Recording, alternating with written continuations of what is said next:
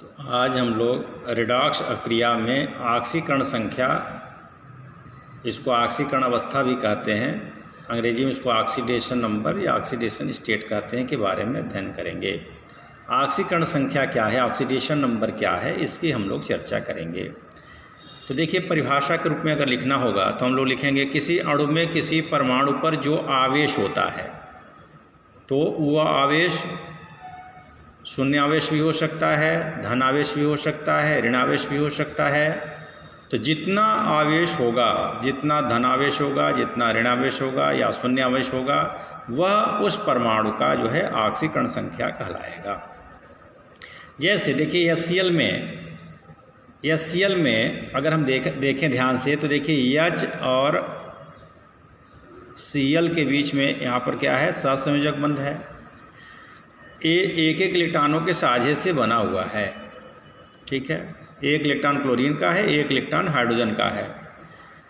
तो ये जो सहसंयोजक बंध है, जिसमें साझे के जो एक इलेक्ट्रॉन मतलब 2 इलेक्ट्रॉन हैं, तो क्लोरीन सोचेगा हम इन साझे इलेक्ट्रॉनों को अपनी ओर आकर्षित कर लें, हाइड्रोजन सोचेगा हम अपनी ओर आकर्षित कर लेंगे। तो जिसकी विद्युत ऋणात्मकता अधिक होती है वह साझे इलेक्ट्रॉनों को अपनी ओर आकर्षित कर लेता है।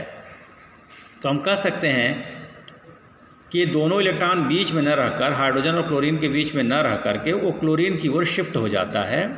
तो हम कह सकते हैं कि क्लोरीन पर आंशिक रूप से ऋण आवेश हो जाता है और हाइड्रोजन पर आंशिक रूप से धन आवेश उत्पन्न हो जाता है। तो अब देखिए अणु क्या है, HCl है। अब परमाणु हाइड्रोजन है और क्लोरीन है। तो हाइड्रोजन पर क्या है, आंशिक रूप से एक धन आवेश है, क्लोरीन पर आंशिक रूप से एक ऋण आवेश है। तो हाइड्रोजन की ऑक्सीकरण संख्या हम कहेंगे +1 है और क्लोरीन की ऑक्सीकरण संख्या कहेंगे वो -1 है। तो ये जो है ऑक्सीकरण संख्या का जो परिभाषा दिया गया, इस उदाहरण को देख करके हम समझ सकते हैं।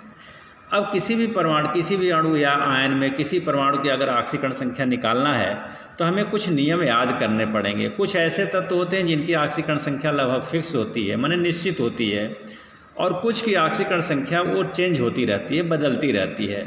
तो अधिकांश उन्हीं तत्वों का ऑक्सीकरण संख्या ज्ञात करने के लिए पूछा जाता है जिनकी ऑक्सीकरण संख्या जो है वो चेंज होती रहती है, बदलती रहती है।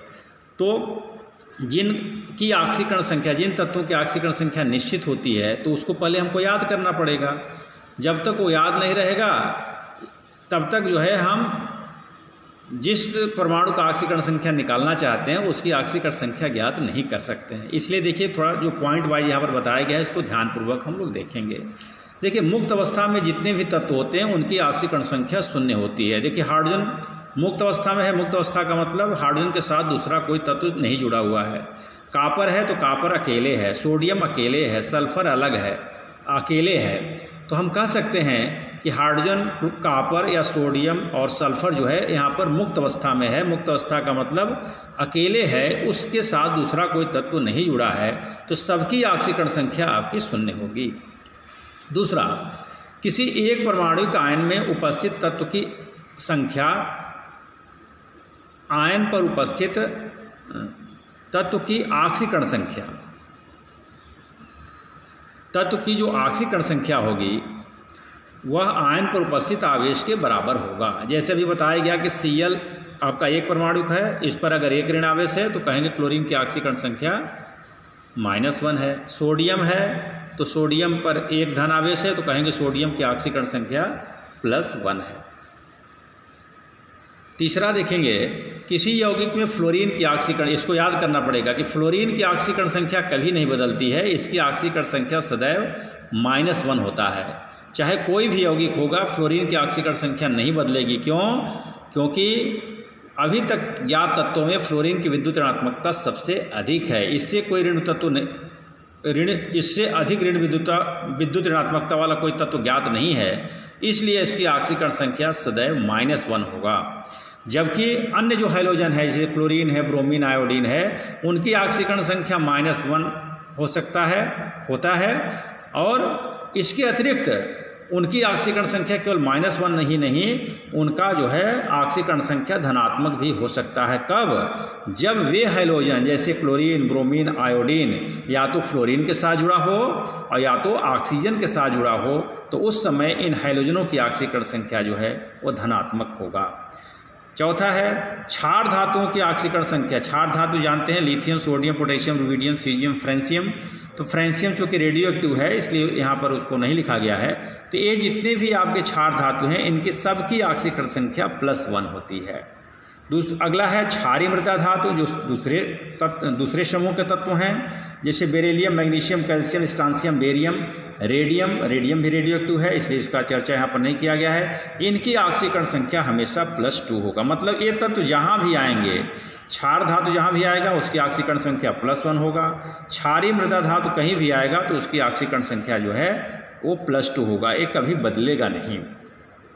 छठा है हाइड्रोजन की ऑक्सीकरण संख्या अधिकांश यौगिकों में तो +1 होता है, परंतु जब हाइड्रोजन धातु के साथ जुड़ जाता है तो उसको हम कहते हैं धातु हाइड्राइड, जैसे NaH, CaH2। तो अगर धातु के साथ हाइड्रोजन जुड़ा हुआ है मतलब धातु हाइड्राइड अगर कोई है तो उसमें हाइड्रोजन की ऑक्सीकरण संख्या -1 होगा। मतलब हाइड्रोजन अगर किसी धातु के साथ जुड़ा होगा तो उस समय हाइड्रोजन की ऑक्सीकरण संख्या -1 होगा। जैसे NaH में हाइड्रोजन की ऑक्सीकरण संख्या -1 है और सोडियम का आपका +1 है। और किसी उदासीन अणु में उपस्थित सभी परमाणुओं की ऑक्सीकरण संख्या का योगफल 0 होता है। जैसे आपका नाइट्रिक अम्ल है तो नाइट्रिक अम्ल में हाइड्रोजन है, नाइट्रोजन है, ऑक्सीजन सब हैं। इन सभी का, हाइड्रोजन का, नाइट्रोजन का और ऑक्सीजन की ऑक्सीकरण संख्या का योगफल जो होगा वह 0 होगा, जैसे कि यहाँ पर आपको दिखाया गया है। ठीक है। और अगला है किसी आयन में उपस्थित सभी परमाणुओं की ऑक्सीकरण संख्या का योगफल उस पर आवेश के बराबर होता है। जैसे आपका कार्बोनेट है, जैसे मान लीजिए कार्बोनेट है CO3 पर -2, तो ये कार्बोनेट आयन है तो इसमें कार्बन और ऑक्सीजन की ऑक्सीकरण संख्या का योगफल जो होगा वो -2 के बराबर होगा। मतलब इसका कार्बन की ऑक्सीकरण संख्या प्लस ऑक्सीजन की ऑक्सीकरण संख्या का योगफल बराबर करके हम लिखेंगे क्या, -2। और ऑक्सीजन की ऑक्सीकरण संख्या अधिकांश यौगिकों में -2 होता है, परंतु परऑक्साइडों में जैसे आपका हाइड्रोजन परऑक्साइड है, सोडियम परऑक्साइड है ना,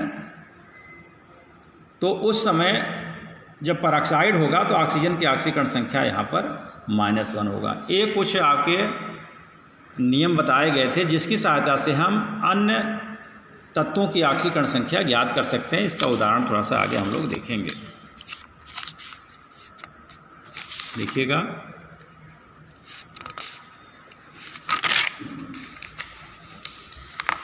देखिए अब यहाँ पर कुछ उदाहरण लिए गए हैं। जैसे निम्न में, जैसे प्रश्न जो आता है आपके परीक्षा में, तो निम्न में रेखांकित तत्व की ऑक्सीकरण संख्या ज्ञात कीजिए। जैसे पोटेशियम परमैंगनेट है, सल्फ्यूरिक अम्ल है, नाइट्रेट आयन है, सल्फेट आयन है, तो रेखांकित किया गया है। जैसे पोटेशियम परमैंगनेट में मैग्नीज की ऑक्सीकरण संख्या, सल्फ्यूरिक अम्ल में सल्फर की ऑक्सीकरण संख्या, नाइट्रेट में जो है नाइट्रोजन की ऑक्सीकरण संख्या और सल्फेट में सल्फर की ऑक्सीकरण संख्या हमको निकालनी है। तो देखिए यहाँ पर हल करके आपको बताया गया है। अब जिसकी ऑक्सीकरण संख्या आपको निकालनी हो उसकी ऑक्सीकरण संख्या को आप x मान लीजिए। तो KMnO4 में Mn की ऑक्सीकरण संख्या अगर x मान लिया जाए तो देखिएगा बताया गया ये क्या है, अणु है। तो इन सभी तत्वों का जो पोटेशियम है, मैग्नीज है, ऑक्सीजन है, इनकी ऑक्सीकरण संख्या का योगफल क्या होगा, वो 0 होगा, क्योंकि बताया गया भी कि किसी अणु में जो सभी विभिन्न तत्वों के परमाणुओं की ऑक्सीकरण संख्या का योगफल 0 होता है। तो देखिए पोटेशियम का आपका +1 या मैग्नीज का हम x मान लिए, ऑक्सीजन परमाणु की संख्या 4 है और एक ऑक्सीजन की ऑक्सीकरण संख्या -2 होता है, और एक पूरा योग करके बराबर हम 0 कर देंगे। फिर देखिए +1 + x और 4 का गुणा 2 में करेंगे तो ऋण है, धन और ऋण है, तो 4 दूनी 8 ऋण 8 हो जाएगा, बराबर 0 हो जाएगा। धन 1 ऋण 8 बराबर ऋण 7 हो जाएगा। तो x ऋण 7 बराबर 0, तो x बराबर आपका +7 हो जाएगा। तो हम कहेंगे पोटेशियम परमैंगनेट में मैग्नीज की ऑक्सीकरण संख्या आपका +7 है। इसी प्रकार से सल्फ्यूरिक अम्ल में हम निकालेंगे। देखिए सल्फ्यूरिक अम्ल में सल्फर की ऑक्सीकरण संख्या को x मान लीजिए आप। तो देखिए हाइड्रोजन का +1 होता है और 2 हाइड्रोजन है तो गुणित 2 कर देंगे। सल्फर का हमने x मान लिया। ऑक्सीजन का देखिए ऋण 2 होता है, 4 ऑक्सीजन है, 4 का इसमें हम गुणा कर देंगे, बराबर करके 0 लिख देंगे। अब इसको हल करेंगे, 2 × 2 धन x और 4 दूनी 8 ऋण 8, ऋण 8 धन 2 ऋण 6 हो जाएगा। x ऋण 6 बराबर 0, तो x बराबर आपका धन 6 हो जाएगा। ये चिन्ह लगाना जरूरी है, ऋण हो चाहे धन हो, ऑक्सीकरण संख्या में ये चिन्ह लगाना जरूरी है। उसी प्रकार से हम नाइट्रेट की ऑक्सीकरण, नाइट्रेट में नाइट्रेट आयन में हम नाइट्रोजन की ऑक्सीकरण संख्या निकालेंगे तो x मान लेंगे हम। अब देखिए इसका x हो गया, ऑक्सीजन की ऑक्सीकरण संख्या ऋण 2 है, 3 परमाणुओं की संख्या है गुणित 3 करके, और देखिए जितना आवेश है, जैसे ऋण 1 ऋण आवेश है तो बराबर करके हम ऋण 1 लिख देंगे, क्योंकि बताया गया था ना किसी भी आयन में विभिन्न तत्वों के परमाणु की ऑक्सीकरण संख्या का योगफल उस आवेश के बराबर होता है। जैसे यहाँ पर 1 ऋण आवेश है तो बराबर ऋण 1 लिख देंगे, ठीक है। अब इसको आप हल कर लेंगे तो x और 3 दूना 6 ऋण 6 बराबर ऋण 1, ठीक है। और फिर ऋण 6 का इधर पक्षांतर करेंगे धन 6, तो ऋण 1 और धन 6 इसको जब हल करेंगे तो क्या आ जाएगा, धन 5 आ जाएगा। तो x का मान धन 5 हो गया, इसलिए हम नाइट्रेट में नाइट्रोजन की ऑक्सीकरण संख्या धन 5 बोल सकते हैं। इसी प्रकार से हम सल्फेट में सल्फर की ऑक्सीकरण संख्या निकालेंगे।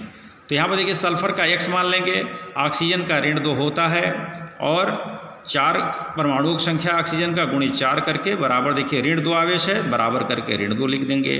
फिर इसको हल कर लेंगे, x 4 दूनी 8 ऋण 8 बराबर ऋण 2, ऋण 8 का पक्षांतर करेंगे धन 8 हैं, और धन 8 ऋण 2 हल करेंगे धन 6, मतलब x का मान यहाँ धन 6 आ जाएगा, मतलब सल्फर की ऑक्सीकरण संख्या कितनी हो जाएगी, +6 हो जाएगी। अब देखिए इसी प्रकार से है, आप होमवर्क आपको दिया गया है, जैसे अभी हमने बताया है उसी के आधार पर हम रेखांकित तत्व की ऑक्सीकरण संख्या निकालेंगे। सोडियम थायोसल्फेट में सल्फर की, क्लोरोफॉर्म में कार्बन की, आर्थोफॉस्फोरिक अम्ल में फास्फोरस की, और पोटेशियम डाइक्रोमेट में क्रोमियम की ऑक्सीकरण संख्या आपको ज्ञात करना है। इसको आप लोग हल करेंगे, और अगर नहीं आएगा तो फिर हमसे आप पूछ लेंगे। धन्यवाद।